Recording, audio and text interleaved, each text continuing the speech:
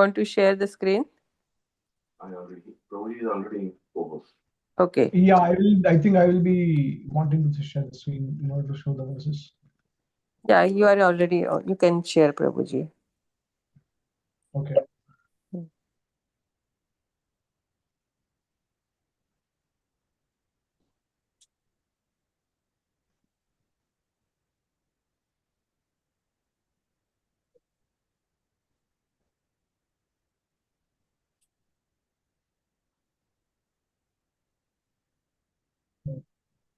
ओम अज्ञानतिमिरन्दस्य ज्ञानाञ्जनशलाकाय चक्षुरुन्मिलितं येन तस्मै श्रीगुरुवे नमः। नमो ओम विष्णुपदाय कृष्णप्रस्थाय भूतले श्रीमते भक्तिवेदान्त स्वामी इति नामिने। नमस्ते सरस्वती देवी गौरवाणी प्रचारिणे निर्विशेषशून्यवादी पाश्चात्यदेशतारिणे। जय श्री कृष्ण चैतन्य प्रभु नित्यानंद श्री अद्वैत गदाधर शिवासुदि गौर भक्तवृंद। हरे कृष्ण कृष्ण कृष्ण हरे हरे, हरे Ram Ram Ram Hare Hare. All right. So apologies for the late arrival.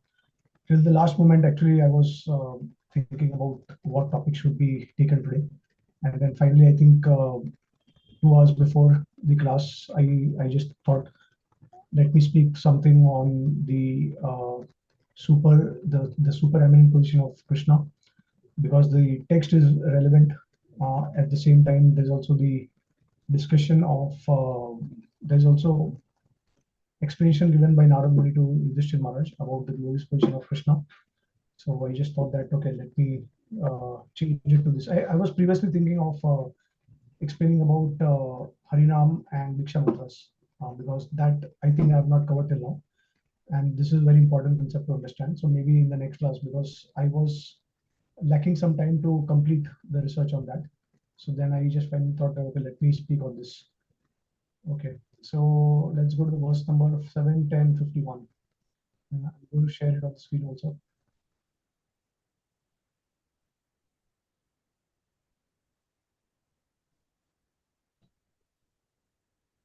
Okay. All right. So reading from the Srimad Bhagvatam, 7th canto, 10th chapter, 51 verse. Sa esha bhagavan rajan vyatanod vyatam yasha pura rudrasya devasya mayena ananta mayina. Synonyms. Sa esha bhagavan, the same personality of Godhead, Krishna, who is Parabrahma. Rajan, my dear king. Vyatanot, expanded. Vyatam, lost. Yasha, reputation. Pura, formerly in history. Rudasya of Lord Shiva, the most powerful among the demigods. Devasya, the demigod. Mayana, by a demon named Maya. Ananta, unlimited. Mayana, possessing technical knowledge. Translation. My dear King Yudhishthir, long ago in history, a demon known as Maya Danav, who was very expert in technical knowledge, reduced the reputation of Lord Shiva. In that situation, Krishna, the supreme personality of Godhead, saved Lord Shiva, purposed by his divine grace, A.C. Bhaktivedanta Swami Srila Prabhupada. Lord Shiva is known as Mahadev, the most exalted demigod. Thus, Vishwanath Chakravarti Thakur says that although Brahma did not know the glories of supreme personality of Godhead, Lord Shiva could have known them. This historical incident proves that Lord Shiva derives power from Lord Krishna, the Param Brahman. Okay. So here, the glorious position of Krishna is established compared to Brahma and Shiva. And Srila Prabhupada is quoting Srila Vishwanath Thakur, and he says that Brahma could not understand the glories of Krishna, but at least Shiva can understand. Now, why does he say like that? Is because in the further verses, we'll see how there is a pastime of Krishna empowering Lord Shiva, and because of that, he is able to defeat the Maya Danav and his associates, right? So this pastime, anyways, I think with the subsequent verses in the subsequent classes, we'll be able to go through. So we'll not dwell on that currently, but my main purpose of today's topic is to establish the fact that how Krishna is supreme. He reigns above everyone, including Vishnu also. And this is not a sentiment, this is actually recorded in the scripture. It's a historical fact, right? So let me start with the explanation which is given by Srila Rupa Goswami's Lagu Bhagavatamrit. I am not showing the references for that directly because it will take longer time. I would like to share something from the Bhakti Sindhu, which is a commentary by Srila Jeev Goswami, and it's an excellent commentary. I think everything will be clear why it is said that Krishna is Supreme Personality of Godhead. Okay, there's a lot of evidence also that he provides in his commentary. So I will like to dwell on that, but just to give a synopsis of um, why are we discussing this? Because there is, I think you must have already gone through the verses earlier, and there is a conversation between Narad and Yudhishthir Maharaj, and this is going back to the past, where Yudhishthir Maharaj is asking about, how is it possible for demons like Hiranyakashipu, Hiranyakshu, Shishupal, Dantavakra to get liberated by the Lord. So then Narad Muni is actually recounting the pastime of Prahlad, Bharat, Nrsimhadev, and then finally he's coming to this point in the 7th canto.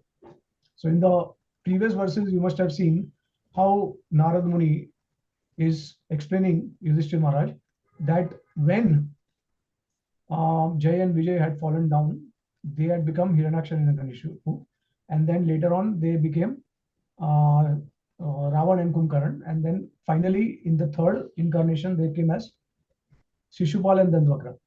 Now there is a very important information that is provided by Srila Rupa Goswami as well as Srila Jeev Goswami. They say that this does not happen in every kalpa. Okay, this falling down of Jai Vijay and becoming demons, it is not happening in every kalpa. As we know that one kalpa refers to one day of Brahma, and in one day of Brahma, Krishna appears, right? So in other kalpas, these are ordinary living entities who are actually coming and becoming demons, and they are fighting with the Lord. They are envious of the Lord. So with this context, Rupa Goswami in the Laghu Bhagavatamrit, he is quoting a narration between Maitreya Muni and Parasar Muni. And after describing the different forms of the Lord, the avatars of the Lord, when it comes to glorifying Krishna's form, then Parasar Muni is actually astonished. And why is he astonished? Because, first of all, Maitreya Muni is asking the question to Parasar Muni that how is it that only in the form of Krishna the demons were actually liberated? So they were not liberated when Nrsimhadev killed Hiranyakashipu, and they were not liberated when Lord Ram killed Shishupal, Ravan and Kumbhakarna. But in the form of Krishna, he liberates Shishupal and Dandavakra. So how is that? Because ultimately they are all forms of the Lord, right? Yeah, but in order to establish the glories of Krishna, Parasar Muni begins to answer this question. And then I will just give you the brief synopsis of what actually the way he is explaining these things. Philosophically explains this point. And then later we'll go in detail in the Bhakti Rasamrita Sindhu. Okay. So what he says that Hiranyaksh, first of all, I have given you the background that Jay and Vijay, they're not necessarily they come in every kalpa. These are ordinary. These, not ordinary. You can say that they are because they are fighting with the Lord. They are directly in front of the Lord. So that definitely they are special living entities, but they are envious of the Lord. So when Hiranyaksh and Hiranyakashipu, when they were fighting with Varadev and Lord Nrsimhadev, so there is a Shakti which is displayed by the Lord, and that is called Shakti of attractiveness. So now what is this Shakti of attractiveness? This Shakti of attractiveness attracts the person whenever the person sees the Lord or when he chants the name of the Lord. That Shakti will attract the person in such a way that his heart is, in his heart, he believes that he is the Lord. He will not think that he is an special living entity or some kind of living entity. He will actually believe that he is the Supreme Lord. Okay. So this Shakti of attractiveness was not manifested during the time of killing of Hiranyakashipu when Lord Nrsimhadev appeared. Because Hiranyakashipu thought Nrsimhadev as someone who is a special living entity, who has got some special opulence and some special kind of power, because he saw that Nrsimhadev is very powerful, he's not able to defeat him. So he was in the concept that he's some kind of very powerful living entity. Okay. And that's why he could not see him as the Supreme Lord. and because he could not see him as a Supreme Lord, he was not absorbed in his personality. Now, one concept which is very important for the demons to attain liberation is that they have to be absorbed in the form or the name of the Lord, and that has to be continuous absorption. Okay, they may do it with hatred or envy, but it has to be, the absorption has to be there, right? So this is what is explained by the acharyas, that they could not, and they have to see the Lord as the Lord. They cannot see him as any other living entity. So this Shakti of attractiveness did not manifest when Narsimhadev actually killed Hiranyakashipu, and that's why he could not see Narsimhadev in his original form as the Supreme Lord. And Rupa Goswami, Baldev Vidyabhushan, in his commentaries, he makes this point, and he quotes the Vedanta Sutra, wherein it is mentioned that if a person is killed by the Lord, and even if he doesn't know that he's a Supreme Lord, still the person will get wealth which is greater than the wealth opulence of Swarga.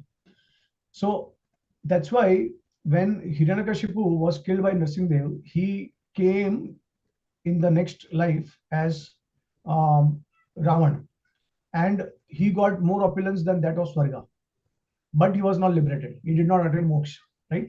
Because he had to reappear. So this is how he explains. Now, when they came as Ravan and Kumbhakaran, so that time Ravan had got attracted to the form of Sita, and Baldev Vidyabhushan mentions this point that actually he was attracted to the form of a very beautiful girl. So he was not seeing her as the manifestation of the goddess of fortune, because he cannot see. See, demons cannot see the Lord. They require, any person who wants to see the Lord, they have to see with the eyes of devotion. Premanjana Churita Bhakti Vilochanena. So with the eyes of prema, only we can see the Lord. So because Ravan could not perceive Sita Maya as some, as goddess of fortune, and he saw her as a manifestation of some kind of ordinary beautiful girl. And because he could not also see Lord Ram as a Supreme Lord, he thought that Lord Ramchandra in the previous life he performed some kind of very pious activities, and that's why he's taken birth in a royal family and he's one of the kings. Okay, so again he could not see Lord Ram in the form of Lord Ram as he is. So he saw him as some special living entity, and the Shakti of attractiveness also could not manifest because of that, because he could not perceive him as Lord Ram. Right? In fact, in Ramayana it is mentioned that the Mandodari, the wife of Ravana, she even gave knowledge to Lord Ram, to Ravana, that the person that you are fighting with, he is the Supreme Lord.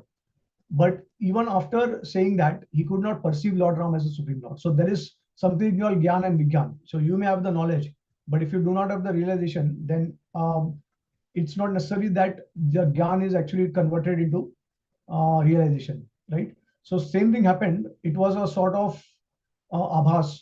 Whatever Mandodari told Ravana, it was not manifested as the real truth for him. So it was covered, and that's why he could not see Lord Ram as Lord Ram.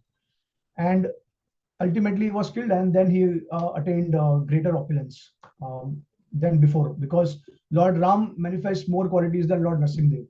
So he attained more wealth than what Hiranyakashipu attained in the previous life. Now, finally, they came as Shishupal and Dandavakra. So what happened is, Shishupal started chanting the names of Krishna, and of course, he's not chanting in the spirit of devotion. He's chanting as a means of envy and hatred towards the Lord. And of course, as I said earlier, that they were not absorbed in the Lord because they could not see Lord as he is. And that's why when both of them came in the form of Shishwal and Dandavakra, they become very absorbed in the Lord, because they could see Krishna as the Supreme Lord. And that was possible because of their intense absorption in the Lord. And that was possible because of the manifestation of the Shakti of attractiveness of Krishna. So Krishna's form is the only form that actually manifests the Shakti of attractiveness for the demons.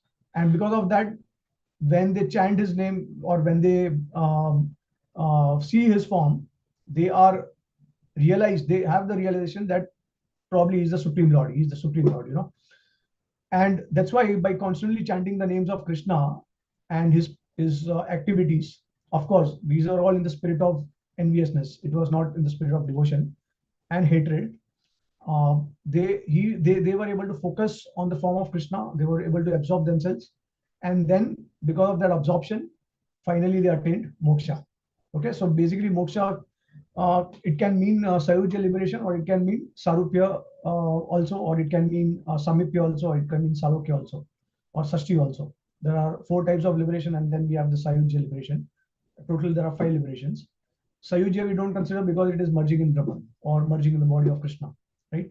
But there are the 4 types of liberation that are generally suggested for the devotees. Okay, of course. Now, so our acharyas they state that it is only in form of Krishna that the Shakti of attractiveness is manifested, and because of that, not only Krishna can give the benediction of merging in the Brahman or attaining moksha, but Krishna can also bestow prema to the demons. So this has never happened with any of the other incarnations of the Lord, right? So of course we have not heard this. Like and another point, Rupa Goswami states that Parasar Muni also talks about the incarnation of Kalnevi in the form of Kamsa, right? So Kamsa also attained moksha when he was killed by Krishna. In the previous life, when he was killed by Ajita, Lord Ajit, who's the form of Vishnu, he did not attain liberation, but only in the form of Krishna when he killed comes that time actually he attained moksha. So Parasar Muni is sharing all these things, and then he is astonished with the superior position of Krishna's qualities, and then he says that this is Krishna who is Swayam Bhagwan. So he is not saying this word for any other avatar of the Lord, but he is only uh, referring it to Krishna as Swayam Bhagwan. So this is also an indirect indication. Although Vishnu Puran, of course, the glories of Vishnu is mentioned. Vishnu being the supreme is mentioned, but indirectly there are also some hints, indications in the Vishnu Puran that say that how actually Krishna is superior to all the other forms. In fact, Rupa Goswami also states in another context, while describing the Vaikuntha planets, how the Avaran Devtas who are surrounding the main Vaikuntha planets. So amongst them, there are like talks about the Dash Avatar, and then he says that basically Krishna's planet is at the topmost. So there also Rupa Goswami says that this is an indication that how Krishna is actually at the top of everyone else. So this is from Rupa Goswami's Laghu Bhagavatamrit. Now we will discuss in detail the glories of Krishna's position from the Bhakti Rasamrita Sindhu.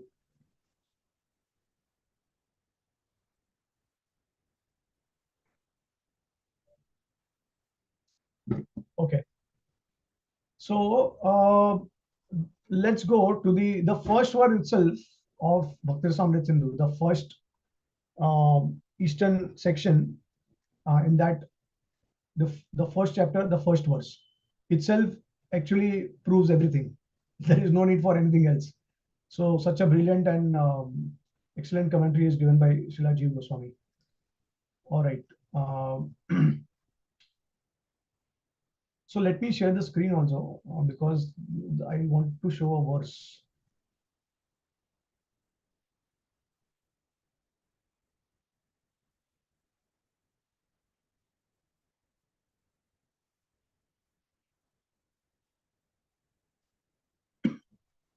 Okay. So first wave, Samanya Bhakti, Eastern wave, 1.1.1. Akhila Rasamrita Murti Prasamara Ruchi Ruddha Taraka Pali Kalita Shyam Lalita Radha Preyan Vidura Jayati. Translation: Krishna, the destroyer of all the sins and the bestower of all bliss, the very form of the highest bliss, filled with all rasas, excels all others in glory. He brings Taraka and Palika under his control by the diffusion of his beauty. He accepts Shamala and Lalita as his equals and gives pleasure to Radha by his excellent qualities. So we'll not go with the alternate meaning. It will require some more time and some kind of explanation also. So we'll skip that. But now we'll proceed to Srila Jiva Goswami's commentary. Okay. So this is a very popular verse from the Bhakti Rasamrita Sindhu, the opening verse. And now Jiva Goswami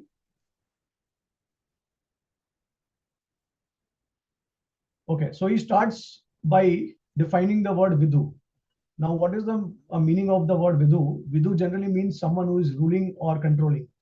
Okay, and then Srila Jiva Goswami says that this Vidu actually refers to Sri Krishna. Although in the Amar Kosh dictionary, the word Vidu is defined for Lord Vishnu, saying that he is someone who has the Srivatsa mark. Okay, the Srivatsa symbol. So Amar Kosh, it is mentioned Vishwambara Kaitaba Jidda Vidu Shivatsa Lanchana. Now, although this word is described for Lord Vishnu, the question is that how does it refer to Lord Krishna? So Jiva Goswami, what he does, he tries to explain with the help of a grammatical meaning. Instead of using dictionary, he then actually establishes what actually really Vidu means. Now, as I explained to you, that Vidu means controlling or ruling. So who is that ultimate controller and ruler? Is that Vishnu or is that Krishna? So this is what he does now. So basically, he refers to Vidu, he refers to as Krishna. And then he says that Krishna excels in all excellent qualities. Vidur Jayati. Okay. So he says that this is specially for Krishna, this word Vidu. And the reason is that Vidu stands for Vidunoti, which means he defeats. So it indicates the person who transcends all the suffering or the person who surpasses all other things. Vidu also stands for Vidadhati, which means he produces. This indicates the person who produces all happiness or the person who causes everything. So now moving forward, having established the definition of Vidu and how it refers to Krishna, now he goes on to he will try to prove it. How Krishna manifests all these qualities that is defined for the word Vidu.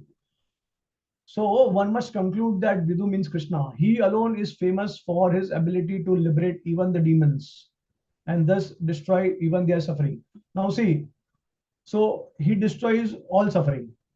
So what does it mean? Now that's the reason I also started with the example of the Laghu Bhagavatamrit, wherein it is systematically explained why Hiranyakashipu, Hiranyaksh, Ravan, Kumbhakarna, and Shishupal and Dantavakra, they did not attain moksha, right?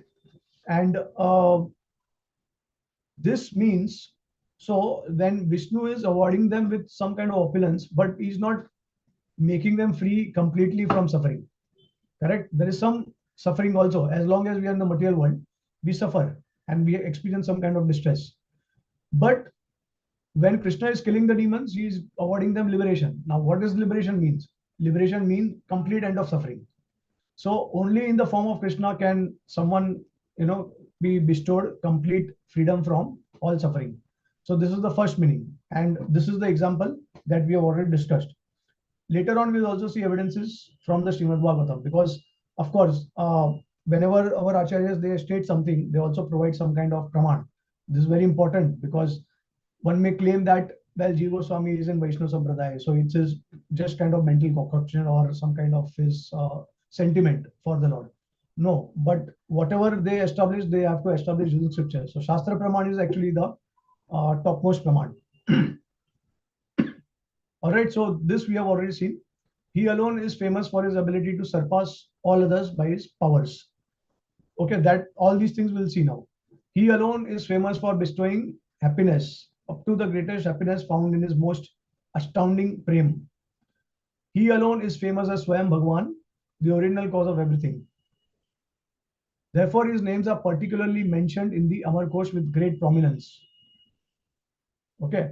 Amarkonsh, when mentioning the names of the Lord, basically it gives a list of names of Lord Vishnu, and we'll be surprised to see that all these names mostly they refer to Krishna's names. And then further, Amarkosh also talks about the name of Vasudev as being the father of Krishna. So that is another indication that all these names actually refer to Krishna, because Vasudev is the father of Krishna. And uh, in order to enhance that, further it is stated the names of Lord Balram are given.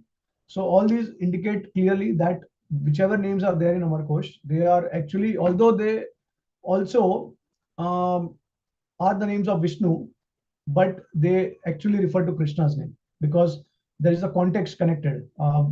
After Krishna, Vasudev as his father, and then Balram as his brother. Okay. So all these meanings of Vidu are made clear by the word Jayati, and he excels all others. This means he exists with all the most excellent qualities, and that indeed refers only to Krishna.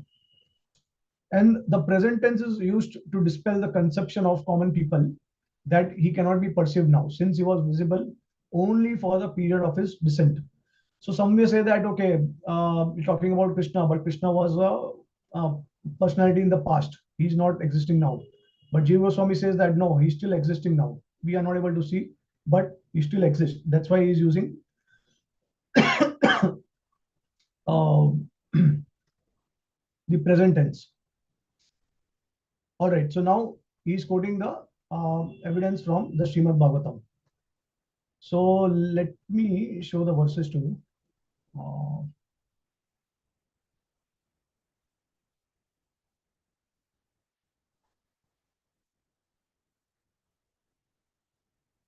Okay, so this is from first canto 9 chapter, verse number 39. Destroying all suffering. So what is the praman that Jiva Goswami is providing? So this is the verse. So we'll not go through the Sanskrit shlokas. We'll directly go to the English translation. At the moment of death, let my ultimate attraction to be to Sri Krishna, the personality of Godhead. I concentrate my mind upon the chariot driver of Arjun, who stood with a whip in his right hand and a bridle rope in his left, who was very careful to give protection to Arjun's chariot by all means.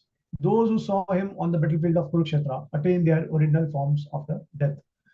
Okay, so this particular verse, as I think you probably can understand, this is a verse by Bhishmadev, and he wants to see Krishna in a particular way, in a particular form. So this is the verse that he says. So it is very clear, those who saw him on the battlefield of Kurukshetra attained their original forms after death.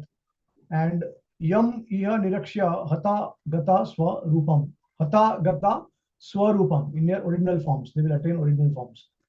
Now, surpassing all others. So what is the praman? It is from the Srimad Bhagavatam, 3rd canto, 2nd chapter, verse number 21. Lord Shri Krishna is the Lord of all kinds of trees, of all kinds of three world. I think so. There's some word missing here. And is independently supreme by achievement of all kinds of fortune. He is worshipped by the eternal maintainers of the creation, who offer him the paraphernalia of worship by touching their millions of helmets to his feet.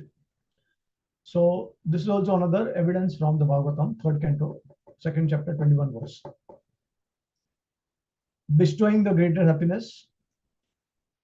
So from the 9th canto, 24th chapter, 65th verse.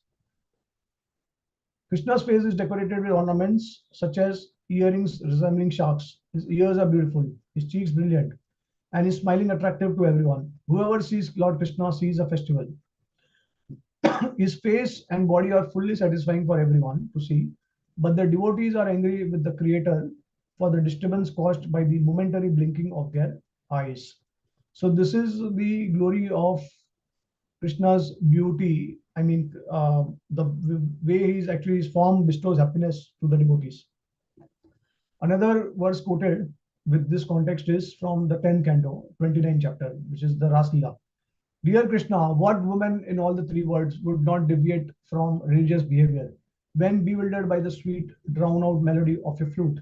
Your beauty marks all the three worlds with three worlds auspicious. Indeed, even the cows, birds, trees, and deer manifest the ecstatic symptom of bodily hair standing on end when they see your beautiful form. Yes, so this is also another praman from the Bhagavatam, and it also reminds me, Rupa Goswami stating somewhere in the Lagu Bhagavatam, that the natural phenomena with Krishna that was happening when he was present and when he was in Braj. So whenever Krishna was going from his house to the forest, and then he was returning back to his home. So that time, all the trees, the plants, the deers, animals, birds, whoever was there in the vicinity of Krishna's pastimes, they were every day, every single day, was the experience. They would experience ecstasy and um, some kind of symptoms they would manifest. So then, particularly, Rupa Goswami says that this was not happening at the time of Lord Ramchandra's manifested pastimes in this world, and he says that only when Lord Ramchandra left Ayodhya and went to Vanvas, so that time some of the the trees, plants, animals, they got some kind of ecstatic feeling and in separation from Lord, so they were disturbed by his going away. So this is how the comparison is made, that Krishna's beauty is such great, so great to a great extent that he can attract everyone with his beauty, and he bestows unlimited bliss on them. Another verse again from the Srimad Bhagavatam. This is also a very popular verse. The Lord appeared in the mortal world by his internal potency, Yogamaya. He came in his eternal form, which is just suitable for his pastimes. These pastimes were wonderful for everyone, even for those proud of their own opulence, including the Lord himself in his form as Lord of Vaikuntha. Thus, his Krishna transcendental body is ornament of all ornaments. So see, his form is definitely eternal, and his pastimes are wonderful. Um, Even who are proud of their own opulence, and it attracts even Lord Vishnu. Of course, we also have heard about the pastime where the goddess of fortune, Lakshmi Devi, she is also hankering to attain the association of Krishna, and she wants to become Gopi, right? With this regard, she is also doing a lot of austerities, performing tapasya and all that. And I think in Braj, when you go, there is one of the forest of Braj, which is called, I think, Loha One or Srivan, which is especially referring to the tapasya of Lakshmi Devi. But she also could not enter into the pastimes of Krishna. Now, she left the association of Narayana and she wanted to associate with Krishna. So, this clearly indicates Krishna's beauty attracts even Lakshmi Devi, who is the most chaste in the entire creation, right? So, we can imagine that. All right. So, now acting as the source of all the others, which means he's the cause of everyone and he's superseding everyone. So what is the Praman? Of course, this very popular verse from the Srimad Bhagavatam, Ete Chams Kalapums Krishnas to Bhagwan Swayam. So all the lists of incarnation of Godhead submitted here with are either planetary expansions or parts of the planetary expansion of the Supreme Godhead. But Krishna is the Supreme Personality of Godhead himself. Srimad Bhagavatam 1.3.28. Now existing eternally with all excellences. So Krishna possesses all excellences. Okay, what is the Praman? Again, very popular verse from the Bhagavatam. Jayati Jananivasa Devaki Janmavado. Yeah. So if you remember, this verse is actually the synopsis of Krishna's entire pastimes as well as his activities, form, name, qualities, etc. Um, Lord Krishna lives eternally with all excellences among the coward men and the Yadavas, and is conclusively both the son of Devaki and Yashoda. He is the guide of the Yadu dynasty and the coward men, and with his mighty arms, he kills everything inauspicious in Braj, Mathura, and Dwarka. By his presence, he destroys all things inauspicious for all living entities, moving and inert, and the suffering of separation of the inhabitants of Braj and Dwarka.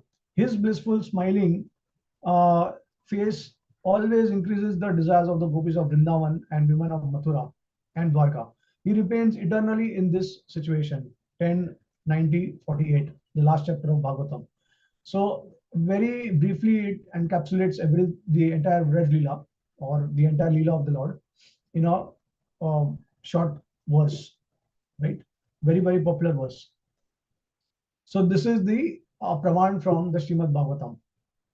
Now, what is the praman that Krishna is Akhil Rasamrita Murti? Okay, so this is also discussed.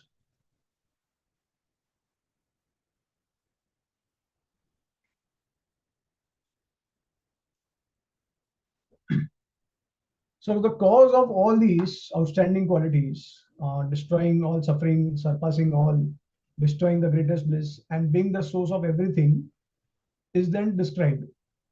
His unique feature, which is the cause of all the qualities, is his form of supreme bliss.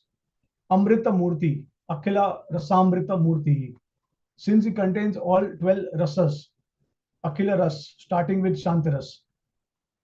What is the Praman from the Bhagavatam? Let's see. So how does Krishna possess all these 12 rasas? Okay.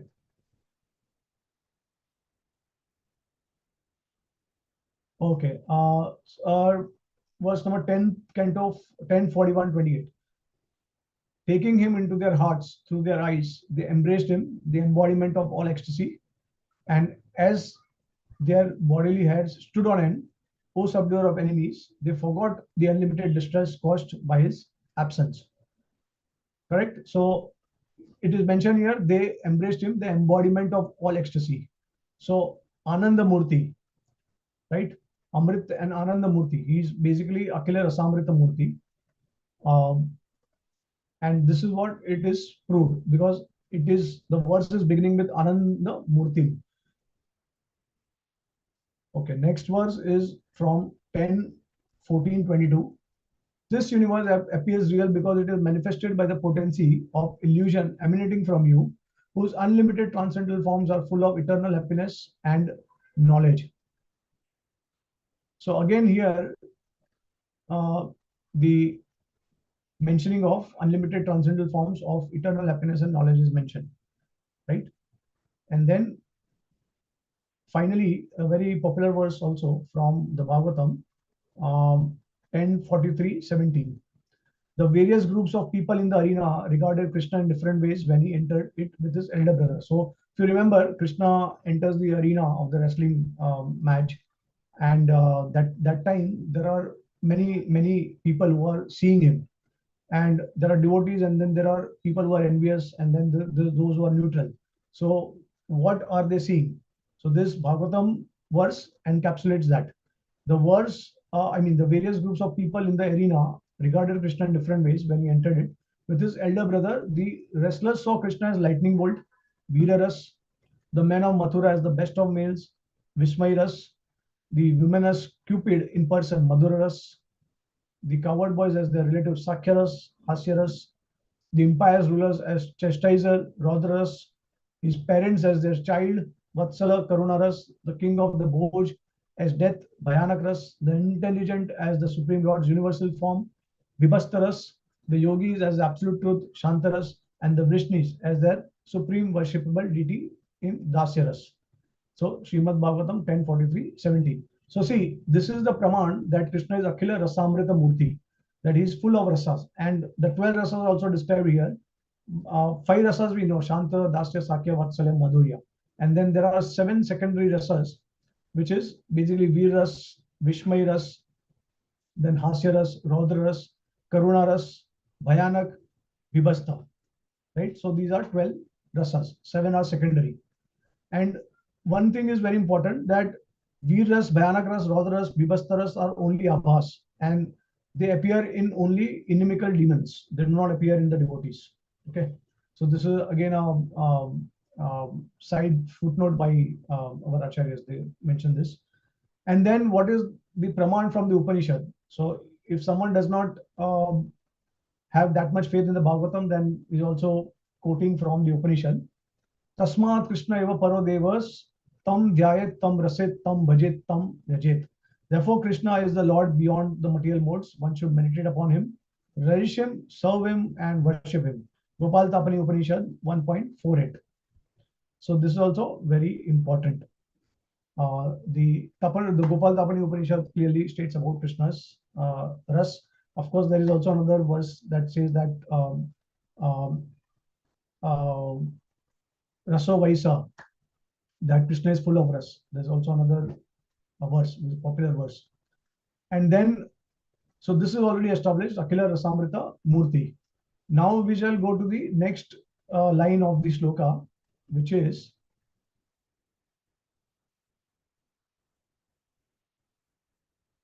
Rasaramara Ruchi Ruddha Taraka Pali.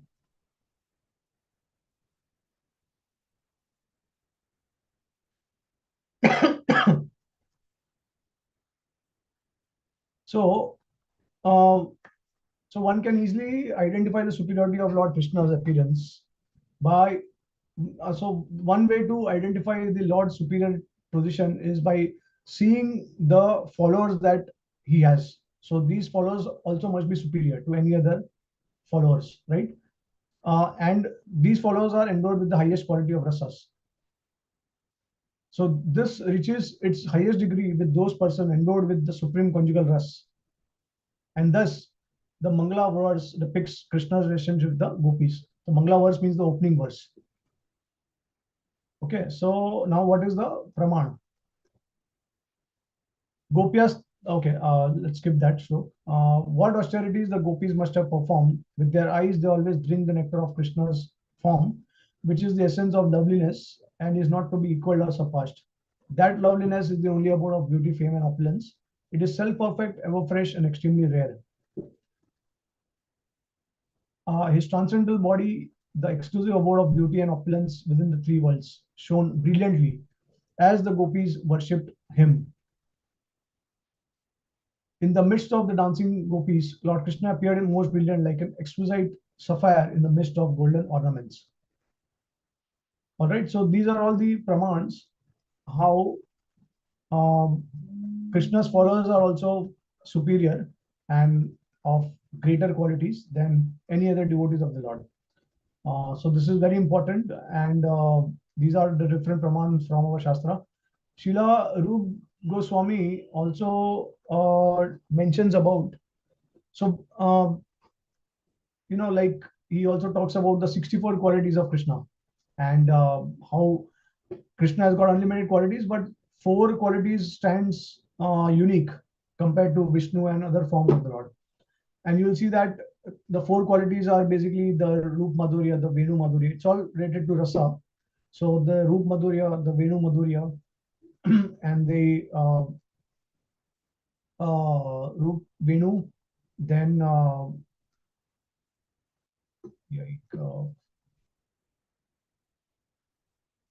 like, I forgot like some of the other two is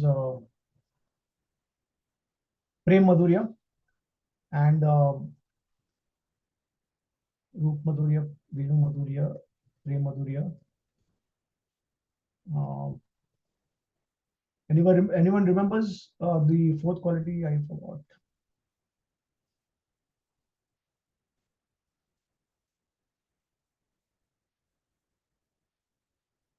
Rup Madhurya, Prem Madhurya.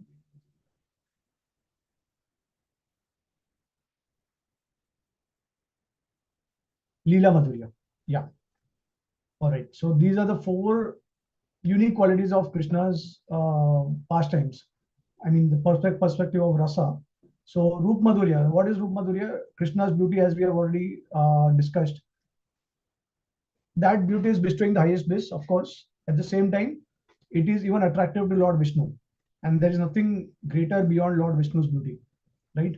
So we have the beauty of Lord Shiva also, but then of course we know that Vishnu is manifesting more qualities than Lord Shiva.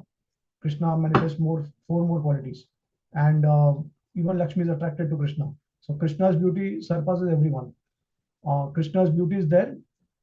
His Venu Madhurya, only Krishna plays the flute in the forest of Braj. Okay, Vishnu does not play the flute. Then Venu Rup Prem Madhurya, the type of prema that we have with the devotees of Krishna, that is very intense. It goes beyond prema. It goes to the stage of Mahabhav. Whereas with Vishnu, it only goes up to prema. And then there's the Leela Madhurya. So the super excellent activities of the Lord are only manifested with Krishna. You don't see Ras Leela with Vishnu or the Parikya Ras with Vishnu or Vishnu lifting Govardhan hill or or all these kind of activities you don't see. So these are the unique qualities of Krishna that Srila Rupa Goswami is describing. And along with that, we have already discussed the qualities, super excellent qualities of Krishna from Laghu Bhagavatamrita as well as from the Bhakti Samrit Sindhu. So with this, we can conclude the class. And if there are any questions or comments, we can discuss. So thank you so much, all the devotees, for joining. Hare Krishna.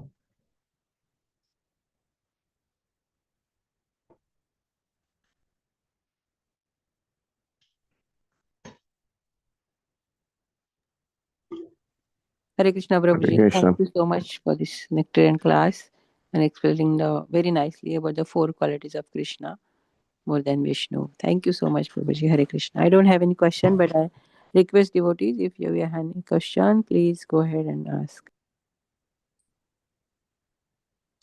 Hare Krishna, Prabhuji. Please accept my humble obeisances. All glories to Srila Prabhupada and Guru Maharaj. Prabhuji, it was very wonderful to hear you again. So,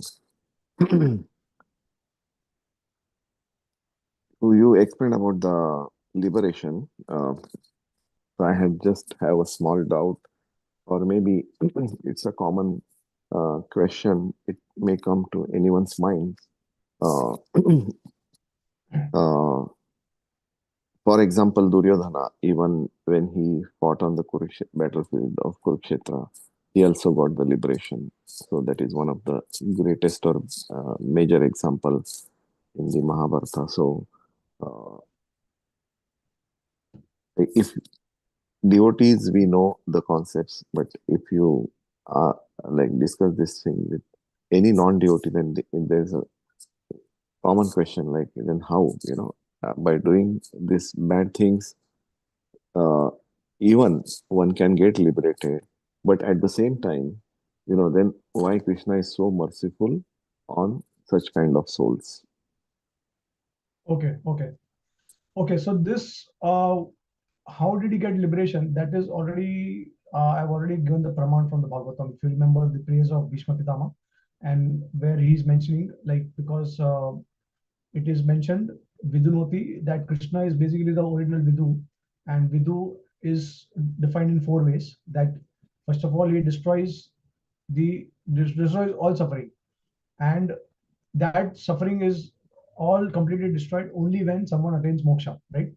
So then Bhishma Pitama says that whoever was in the battlefield of Kurukshetra, they attain their original forms because Krishna glanced at them, right? So this is the reason Duryodhana also attained moksha. In fact, I have also read Srila Prabhupada's purport, and I think he quotes our acharyas probably, that not just Krishna, but whoever is with Krishna, Krishna's associate, like Arjun or Balram, even if they kill demons, they also attain moksha. Because Krishna and Krishna's associate, they're not different from each other. They have the same potency, as much the Lord has, by the Lord's mercy, of course. So this is how Duryodhana also attained liberation. Now coming to the question about why should they attain liberation, because they are all demons. Why not to make them suffer, right? But see, one thing we have to know, someone is a demon because of their previous karmas, or their sinful tendencies. Actually, the soul is eternal and it is free from all these contaminations. It is completely pure. The soul is a natural constitutional. In the natural constitutional position, the soul is basically eternally a servant of the Lord. It is dependent on the Lord. So that way the soul is pure. But when it comes to the material world, it gets covered over by all these different modes of material nature. And that's how they become envious of the Lord, right? So this is actually Krishna killing the demons and they attaining moksha. It is glorifying Krishna's ability to the greatest extent. Because if Lord cannot give liberation to demons, see, everything is possible for the Lord, right? This is one principle that we define Bhagwan as, that everything is possible and all contradictions they resolve in the Lord.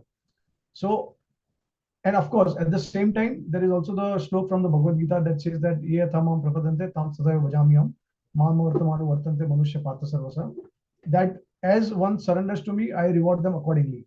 So is that justified that Duryodhan should attain the same destination as the gopis attain, as the followers of Mother Yashoda will attain, as the followers of any other rasa, the devotees they aspire? Will he attain the same destination? Absolutely not. So that's how he balances both things. So he because of his extreme compassion, as the Supreme Lord, he must have infinite compassion. And when he displays the infinite compassion, the person gets liberated. But does he get that kind of position or that kind of level of intensity of prema? No. That's the difference. So there's always a discrimination. That's why in the Bhagavatam, Narad Muni, when he's saying, he's talking to Yudhishthira Maharaj, explaining that how it is important to be absorbed in Krishna, and he's actually glorifying the demons. That the demons were so absorbed in Krishna. What to speak of when devotees become like that? When devotees favorably worship Krishna, what result they will attain? You can just imagine that. So Narad Muni is saying like that. And the same time, he's also glorifying the demons. So is he really glorifying the demons' attitude? No, he's not glorifying their attitude, but he's glorifying their absorption in the Lord. So from, because we can learn from anyone, we can learn how to love Krishna. They may be demons or anyone. We can always learn good things, right? So one can learn from the demons. Example, that Shishupal and Dantavakra, they were absorbed in the Lord. And if that kind of absorption we also have, then we can just imagine what destination we can attain, what level of prema we can attain, right? So this is one thing that, of course, uh, and at the same time, you see, Krishna is very smart, because in his form he gives because he wants to prove that he is unlimitedly compassionate, and in his other forms he's not giving liberation. So it is like he's balancing everything, and then at the destination that the demon is attaining is also not the same. And with this regard, there is example of Putna. So now Putna was also, originally she had some favorable feelings for Vamandev, but then immediately after seeing that Bali Maharaj was conquered by Vamandev, her feelings drastically changed, and she felt the opposite feelings for the Lord. So she wanted to kill the Lord by smearing poison on her breast, right? And so the Lord fulfilled her both desires. She went to the Lord by the intention of killing him. At the same time, because she wanted to feed her milk to the Lord, that was also fulfilled by the Lord. And because she fed the milk, she actually served the Lord. And that Krishna's killing Putna purified her, removed her from all the sinful contamination and sinful activities, reactions, sinful activities, and then bestowed upon her his own abode of Goloka. So Putna became a nurse in the spiritual world. But now, Rup Goswami, in the same Bhakti Rasamrita Sindhu, he quotes the Brahmanda Puran, and he says that in the Brahmanda Puran it is mentioned that Putna actually, although she became a nurse, but did she attain Vatsala Bhav? No. She could not even attain a ordinary type of prema for the Lord, because she had some kind of hatred for the Lord. So she attained, although she attained the position of a nurse, but she attained the bliss of Brahmananda. And what is that? The bliss that you experience when you merge in Brahman. That's it. So her level of intensity of prema was not even anywhere closer to the affection and feelings the animals have for Krishna. Okay. So that way, see, Krishna is such a intelligent supreme personality of Godhead. He knows how to reconcile everything. He knows how to reward, and like you cannot say that okay, something is not justified by the Lord. He exactly know, because he is the supreme Lord. And see, anyone in the material world, a judge also, he will try to make sure that everyone is given a fair trial. So then what to speak of Krishna? I mean, he knows the past, present, future of every living entity. So he can definitely award the best result to anyone, right? Yes, Rohit. Thank you. Yeah, what I understood, like one bottom line, based on the uh, soul's karma. Sorry for that, Rohit. Yeah. So Also, yeah, based on also the another thing we need to understand is that Krishna's killing or his blessing someone is the same thing. because in the absolute world, in the spiritual world, Krishna's bestowing benediction or cursing someone or killing someone, it is all the same. It gives the same result. Okay, because Krishna is always compassionate. He's always um, very merciful. That we have to understand. So Yeah. how that mercy manifests, that's a different thing. And what is the result they get, that's also another thing, because he has to also maintain the fact that as one surrenders to him, he will get that particular type of reward. So that also has to be adjusted. But his killing and his blessings, they are on the absolute platform, it's the same. It is difficult for us to understand that, but it can be perceived. It can be perceived. Because see, he does not have hatred for anyone. You may hate Krishna for his qualities or whatever he does. You may hate him, but that hatredness comes from our association with the material modes of nature. If we are free from the modes of material nature, if we are on a transcendental platform, even if a person will hate us, we'll still pray for the person's benefit. So then what to speak of Krishna, who is the reservoir of all qualities? All qualities manifest from Krishna.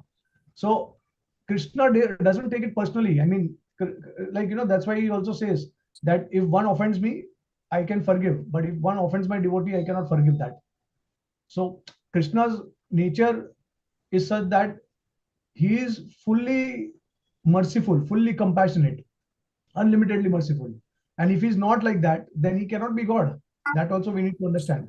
At the same time, he has to also award justice. So otherwise, what will happen? Everyone will become a demon, and they will expect that Krishna will give them liberation, and they will not get the reaction for the sinful activities. So no. So you see that they were killed brutally by Krishna or Krishna's devotees. All these demons, they were killed, and they were killed brutally. It is not that Krishna just gave them liberation. No, they had to experience suffering in that killing process. So whether it is Kams, whether it is Shishwal, Dantavakra, they all were killed by the Lord, and they experienced that kind of suffering when they were killed. But so that's why it is said that when Krishna sucked Putna's breast, and so what he did actually, he was removing all the contamination from her heart, and he was purifying her. But in the process, Putna was feeling a lot of pain. She was shouting, screaming, and she was crying for help. Right? So they will get the reaction for their sinful activities, but they will be purified and they will be given the destination also. So Krishna is, like he is displaying all these qualities at once. Like, that he's unlimitedly compassionate. At the same time, he's also the giver of justice. At the same time, he also awards according to one's desire. All these things are all, taken care of simultaneously. Yes, thank you, Prabhuji.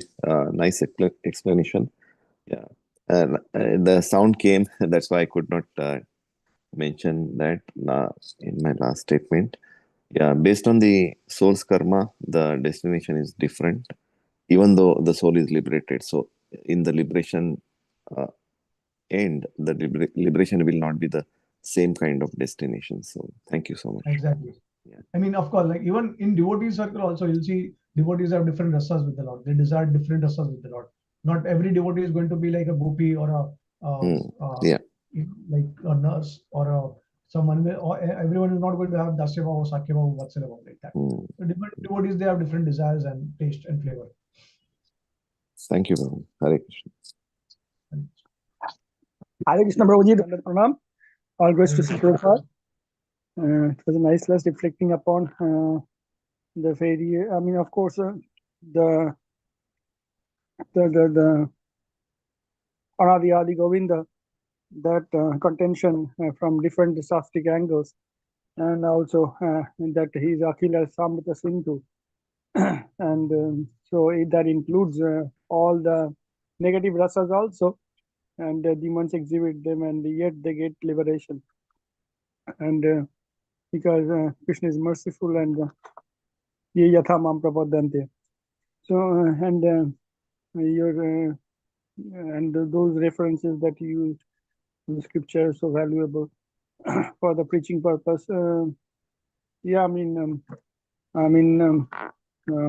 nowadays with the preeminence of and of the temples and social media, the Hare Krishna movement in general, people have started to get around. Get around the problems of the Mayavad philosophy and still gravitating towards Bhagavad Dharma. Yes, but anyway, sometimes those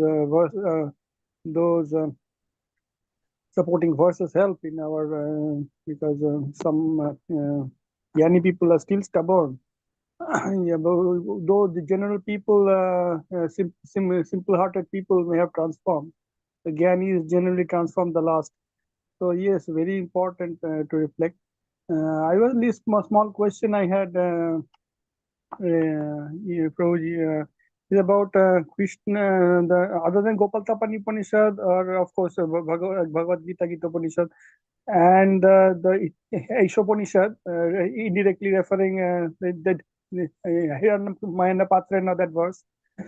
Other than that in the Upanishad, in the main Upanishad, the main, I think 18 Upanishad, right? So the where are there any references? Of course, the Upanishads are not supposed to bring somebody to the rasas or the absolute truth, but it's helping in the direction. So, is there any reference that could be used? You mean Upanishads referring to Krishna's? Yeah, Supreme Personality of Godhead stature. Yeah, I mean, in Rigved there is the reference of Goloka, there is reference of Krishna also. There are many other references, and maybe what I will do is I will share that. I will email it to you all, or I will WhatsApp it to you. Okay, thank you, madam. Yeah. Your class is so much valuable. You always refer to the scriptures. All the glories of our ISKCON leaders who have taken efforts to somehow give us the commentaries of the acharyas, and it's all the mercy of the acharyas ultimately. Yes, Yes, I agree, Partha Prabhu, because your class today will definitely boost us to keep track on our all karmas, Prabhuji. Yeah, because it's like every time a best practice to keep doing good karmas. Yeah. All goes to our Guru Parampara. Yes, Prabhuji. Hare Krishna. All glories to Shiva. Yeah. So anyways, I think hopefully this evidence explanation by Srila Jiva Goswami and Srila Rupa Goswami will help you to build your conviction how Krishna is the Supreme. See, there are other sampradayas also, Vaishnava sampradayas, you can say, from Braj, and I would not name, but someone who has been very popular, and so there is a mention of that ultimately all the forms of the Lord, they are all the same and they manifest.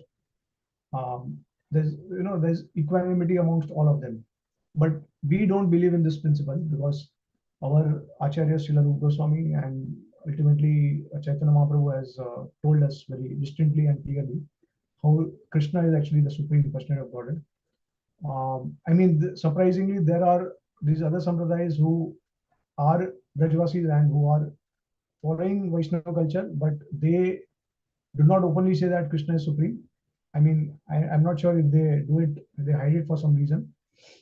But they say that whether you believe in Krishna, Radha and Krishna, whether you believe in Shiva, Parvati, whether you believe in Durga, they're all the same, and they manifest same qualities and all. So this is something that is not acceptable to us. Now, whether they are preaching there is some purpose behind that, or that I'm not aware. But of course, we should not be bewildered by such things, because it is very clear historical facts are presented by our acharyas and Goswamis that although the forms of the Lord are eternal, that is true. Vishnu's form is eternal, Krishna's form is eternal, Rama, Narasimha, Varaha, these are all eternal forms. Lord Shiva's form is eternal also. But they are not displaying the same number of qualities that Krishna is displaying. So this is the difference. Krishna is displaying the maximum qualities, and this is what the entire evidence is from. And of course, we don't believe in the principle of we are not polytheistic people. We say that there are multiple supreme personality of Godhead. I mean, that does not make sense. There is only one personality of Godhead. Because when we talk about multiple beings as supreme, we are also contradicting in one sense, because we are saying that, okay, why is there multiple beings as supreme? There has to be only one. When you say that there are multiple, it means that someone is lacking some quality. And if even if you say that all these multiple personalities, they have all unlimited qualities and they all display the same thing, then it becomes oneness. Then what is the use of worshipping Krishna's form? What is the use of worshipping Shiva's form?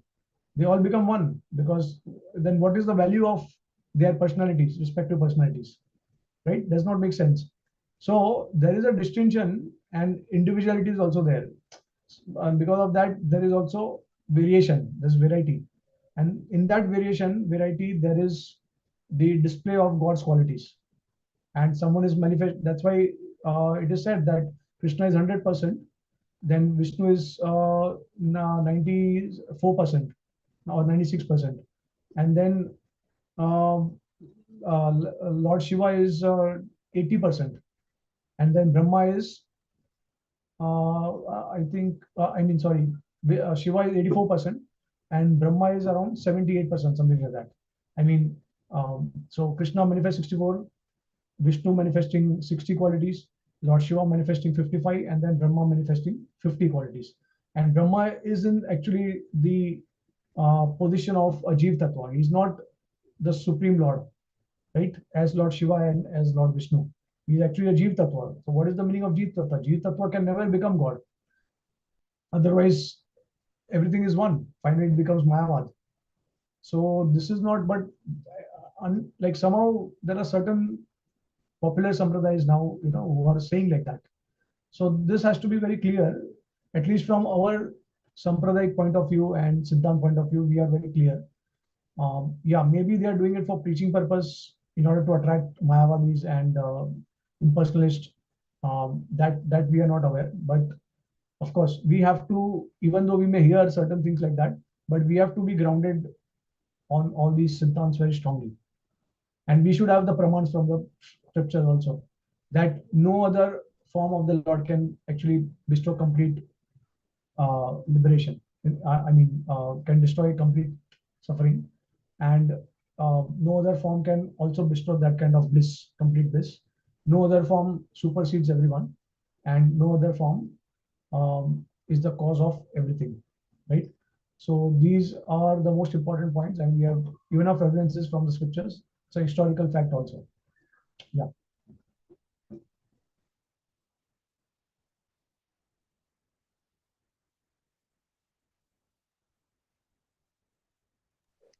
Thank you so much, Prabhuji. Hare Krishna. So, anybody has any question or comment?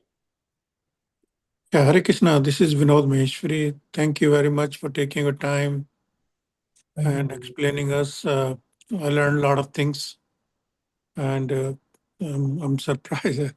I'm very happy that you acquired so much knowledge, and you looks very young. So thank you for sharing all these things. You gave a lot of books references. It means you very good homework, and I appreciate that. Yeah, thank you so much. Thank you. All is of our Guru Parampara. Yeah, so I just wanted to add a comment to that.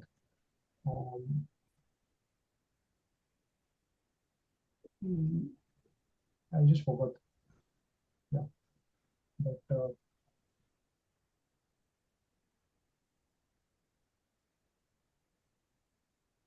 yeah, I got it. I remember. So what I'm trying to convey is that, like we know that there is Mark Zuckerberg, there is Elon Musk, there is Mukesh Ambani, there is Adani, also Gautam Adani, and we do not say that they are all one in terms of their richness, in terms of their opulence, right? There is a discrimination, because whoever is the possessor of maximum wealth is number one in the world, and of course that figure will keep changing. But with God, it does not happen like that. It does not happen that sometimes Krishna will tell to Vishnu, okay, you become supreme today, and I will back out, and Vishnu will tell to Krishna or Shiva that you become supreme today. It's not like that. or they will lose their opulence. It does not happen like that. In the material world, they will lose because material world is temporary. Everything is temporary here. So this is what we have to understand when we are, as Vaishnavas, when we are putting forward this point. We are not trying to force others or convince others that okay, this is supposed to believe in this. We are not fanatics also, but we are presenting the facts as it is. Like, of course, Sachin Tendulkar is Sachin Tendulkar. He cannot be replaced by any other ordinary batsman, right? So similarly, when we are talking about father and son relationship, we don't want to replace the father with the son by saying that the son is equal to the father, and son can also manifest the same qualities as the father, right? So father, now who is that father? Of course, that is something that needs to be scrutinized and analyzed from the scriptures. We are not saying that okay, Krishna is that father because we love Krishna, for us Krishna is everything. No, that is not based on sentiment. That is based on historical facts and scriptures. If someone can prove that there is a personality who is even greater than Krishna's, manifesting greater qualities than Krishna, we will follow that personality. We'll no longer follow Krishna. But it's till now we haven't got anyone like that, right? So this is how we are not into that kind of aggressive mode where we try to show to people that okay, yeah, this Krishna people, they think themselves very great because they worship Krishna and they believe that Krishna is the supreme. No, it is all now. Before coming to ISKCON and Krishna consciousness, I used to believe that Krishna, Shiva, they all are one supreme God. Although my inclination was there for Lord Krishna, but with time I understood that okay, yeah, this is the fact. I mean, this is clear. Parasar Muni is also quoting from Vishnu, like I mean, he's also stating the fact which he has experienced, and that is recorded in Vishnu Puran, right? So similarly, when you read the Bhagavatam, when you read different Puranas, when you read all these Shastra, then naturally you will come to this conclusion that why Krishna is the supreme personality of Godhead. And from a rasa point of view, there is no other God, no other form of the Lord that has displayed rasa to the maximum. I mean, let's say in terms of comparison with strength, opulence, everything, let's say that they may be equal. But then when it comes to rasa point of view, now which particular form of the Lord has manifested this kind of rasa? The 12 rasas. In fact, our acharyas say that the rasa with Lord Shiva is not even defined properly, because rasa starts with Shantaras. Shantaras, Dasyaras, Sakyaras, Vatsalya, and Madhurya. Now, with Lord Shiva, rasa is not even defined actually. The rasa is only defined with Vishnu and Krishna. So, and it is very interesting. You will see that the followers of Lord Shiva, they ultimately know what is their purpose. So there are two types of followers. One is they want to become servants of Lord Shiva, right? Render service to him, or they would like to merge in Brahman. And you'll see that majority of the followers of Lord Shiva, they want to merge in Brahman. So how does it matter whether they worship Shiva, Ganesha, Durga, or Krishna or Vishnu? Ultimately, they want to merge. So why do they claim that Shiva is supreme? That is first thing. Second thing, even if you want to become servant of Lord Shiva, can you attain the position that the devotees of Lord Krishna attain in his Golok Vrindavan? So let's say there is Shiv Loka in the spiritual world. And what do you do there? How do you serve Lord Shiva? Because for serving, you need rasa. And rasa is not defined. So in the form of Lord Shiva is also there in the form of Vishnu Tattva. At the same time is also in the form of Shiv Tattva. So there is no rasa defined with Shiv Tattva. There is only rasa defined with Vishnu Tattva. And that is already explained by Sanatan Goswami in the Brihad Bhagavatam. He says that whoever is following Lord Shiva, they will go to, and of course, they will consider Lord Vishnu to be supreme and Shiva as his servant. Shiva who is glorifying Lord Vishnu. So then if this is the attitude and mentality of the devotees worshipping Lord Shiva, then they go to Sadashiv Loka in the spiritual world, where Lord Shiva is Sadashiv, is a Vishnu Tattva, and they engage in the Sankirtan pastimes of Lord Shiva, where Shiva is performing Aarti of Lord Vishnu and he is also glorifying Lord Vishnu. So that kind of rasa is possible. But when you say independently of Lord Vishnu and Krishna, that kind of rasa is not defined. So you see, everything is there in the scriptures. I mean, our acharyas, they have done that kind of extremely scrutinizing work, and they have given us everything. They have gone through all the scriptures and they have given us that fruit of that scriptures like that. Yeah. So this is just my comment, because I just felt, okay, I would like to share this point also. Yeah. Thank you, Vinodji, for your encouragement, and it's all the glories of our acharyas. Yeah, thank you again. You're from such a busy city and you're taking so much time and telling us over here. Please continue this. I hope we can come back and give us more. Yes, thank you so much. I do get the opportunity of serving devotees once in a month regularly in this forum. So whenever possible, you may also join, and yeah, it will be. I'm new to this form and I'm enjoying every day. Oh, okay, that's nice. That's nice. Yeah. Thank you. Yes, Prabhuji. Vinod Prabhu has been joining since recently. Prabhuji is from our Potomac Temple here in Washington, D.C. So he's a very senior member of the congregation. So thank you, Vinod Prabhu, for joining Thank you. the conference every day. Hare Krishna. Hare Krishna. Thank you. Thank you, all the devotees. Thank you, Prabhuji, for your wonderful class again. Hare Krishna. Thank you so much. Vaishnav ki jai, Srila Prabhupada ki jai. Ki jai. पतितानां पावनेभ्यो वैष्णवेभ्यो नमो नमः। अनंत कोटि वैष्णव की जय। समाचार्य श्री हरिदास ठाकुर की जय, जय। शिला प्रभुपाद की जय, ग्रंथराज श्रीमद् भागवतम की जय, His Grace प्रेम रसा प्रभु जी की जय. जय। Thank you so much, Prabhuji, for this nectarine class. Hare Krishna. Yeah, next time we'll take the topic of Harinam and Diksha Mantras. Yes, Prabhuji. Yeah, please message me. And you did only one verse today, right, Prabhuji? 51. Yeah, one verse. Yes. Yeah. Yes. Yeah. Thank you so much. Hare Krishna. Dandavat Pranam.